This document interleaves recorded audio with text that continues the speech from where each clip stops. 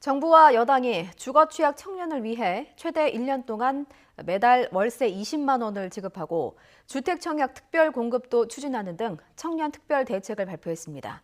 또 국가 장학금 규모를 늘려서 서민 중산층 가구까지 반값 등록금을 실현하겠다는 의지도 밝히며 청년층 민심 잡기에 나섰습니다. 백종규 기자의 보도입니다. 코로나19 장기화로 청년들의 취업 상황은 갈수록 악화하고 있습니다. 삶의 여건은 나아지지 않는 상황에서 치솟는 집값을 보고 있으면 고민은 커져만 갑니다. 전체적으로 삶은 너무 빡빡해지고 돈 나갈 때도 너무 많고 이런 느낌인데 집값은 또 너무 올라가고 하니까 사실 제가 과연 열심히 노력한다고 이게 될까? 이런 생각이 좀 많이 들고 이처럼 미래 세대 주역인 청년들의 어려움이 가중되자 여당과 정부가 청년 특별 대책을 꺼내들었습니다. 우선 주거 문제 해결을 위해 중위소득 60% 이하 주거 취약 청년들에게 최대 1년 동안 매달 월세 20만 원을 지원하는 방안을 내놨습니다. 내년부터 15만 2천여 명이 혜택을 받게 됩니다.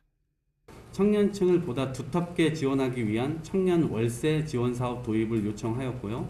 당장 내년부터 본격적으로 사업을 추진하기로 했습니다. 월세 대출 소득 기준을 연 5천만 원으로 확대하고 최장 40년 만기 정책 모기지 도입과 함께 청년을 위한 청약 특공 제도도 검토하기로 했습니다.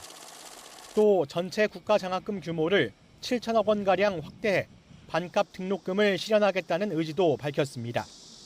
이로써 기초수급자와 차상위 가구, 다자녀 가구의 고등교육비 부담이 사라지고 4인 가구 기준 중위소득 200% 이하 서민 중산층 가구까지 반값 등록금을 지원받게 됩니다.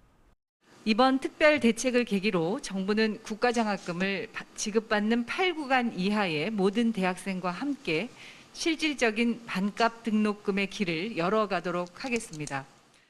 이와 함께 하반기부터 대기업과 금융기업, 공기업과 민관 협력 모델을 만들어 청년 일자리를 창출하고 중소기업이 청년을 채용하면 인건비 960만 원을 지원하는 청년 일자리 도약 장려금도 신설하기로 했습니다. 단계적인 일자리 창출뿐만이 아니고 구직 또는 취창업, 재직에 이르기까지 넓고 두텁게 맞춤형 지원 정책을 추진하도록 하겠습니다. 이번에 발표된 청년 맞춤형 정책 과제는 모두 87개인데 정부가 제대로 된 정책 추진으로 2030 세대 등 청년층 민심에 어느 정도 다가갈 수 있는지는 좀 더 지켜봐야 할 것으로 보입니다. YTN 백종규입니다.